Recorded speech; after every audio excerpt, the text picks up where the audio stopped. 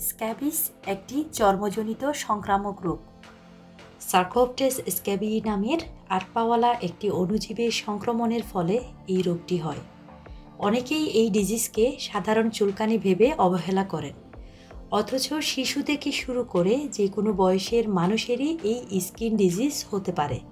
তবে শিশুদের ক্ষেত্রে এই রোগটি বেশি প্রকট হয়ে থাকে। স্ক্যাবিসের চিকিৎসা না করালে এটি রক্তের সংক্রমণ সেপ্টিসেমিয়া ডেকে আনতে পারে। এতে করে হৃদরোগ থেকে শুরু করে কিডনি রোগের জটিলতাও দেখা দিতে পারে। চিকিৎসা বিলম্বিত হলে এই চুলকানি কয়েক বছরও থেকে যায়, যে কারণে বিশেষজ্ঞরা এই রোগের আরেকটি নাম দিয়েছেন 7 ইয়ার ইচ। আজকের সেগমেন্টে থাকছে এই সম্পর্কে বিস্তারিত। জেনে নিন এই রোগের উপসর্গ। প্রচণ্ড চুলকানি, বিশেষ করে রাতের বেলায়।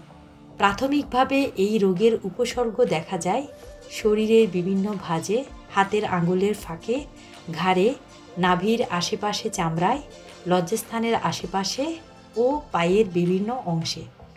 চুলকানো জায়গাগুলো ফোস্কা পড়ে লাল হয়ে ফুলে যেতে পারে। অতিরিক্ত চুলকানির কারণে চামড়া ফেটে যেতে পারে। আগে থেকে আপনার কোনো চামড়ার অসুখ থাকলে সেটা আরও খারাপ দিকে যেতে পারে।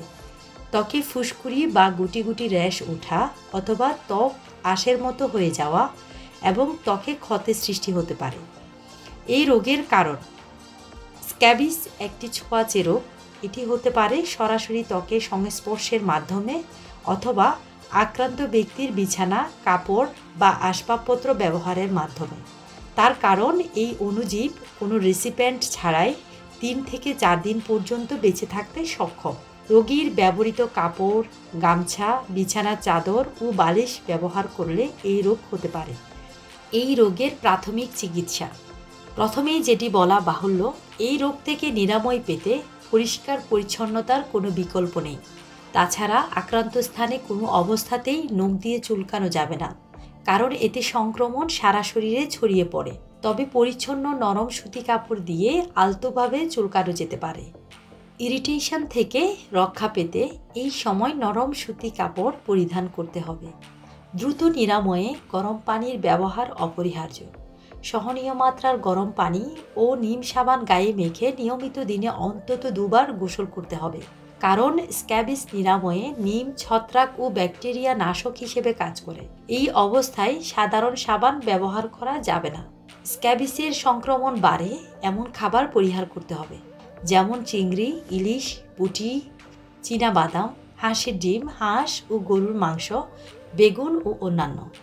রোগীর ব্যবহার্য সব ধরনের কাপড় চোপড় সাবান ও গরম পানিতে ডেটল মিশিয়ে ভালো করে ধুয়ে নিতে হবে। গরম পানির উষ্ণতা থাকতে হবে 60 ডিগ্রি সেলসিয়াস, কারণ গরমের সংস্পর্শে অণুজীব ও এর ডিম ধ্বংস হয়ে যায়। তাই কিছু কিছু জিনিসপত্র ড্রাই হিট বা ড্রাই ক্লিনিং অথবা সূর্যের কড়া রোদে শুকাতে হবে। যেসব জিনিস ধোয়া যাবে না সেগুলোকে এয়ারটাইট জিপলক ব্যাগে ভরে সপ্তাহখানেক দূরে কোথাও রেখে দিতে হবে। এতে করে অণুজীবগুলো খাবার না পেয়ে মারা যাবে। শুরুর দিকে টানা কিছুদিন স্বাস্থ্যের সঠিক যত্ন নিতে পারলেই এই রোগ আপনা আপনি সেরে যায়। প্রাথমিক পর্যায়ে স্ক্যাবিস ভালো না হলে বিলম্ব না করে চর্মরোগ বিশেষজ্ঞের পরামর্শ নিন। মে আল্লাহ ব্লেস ইউ অল। আল্লাহ হাফেজ।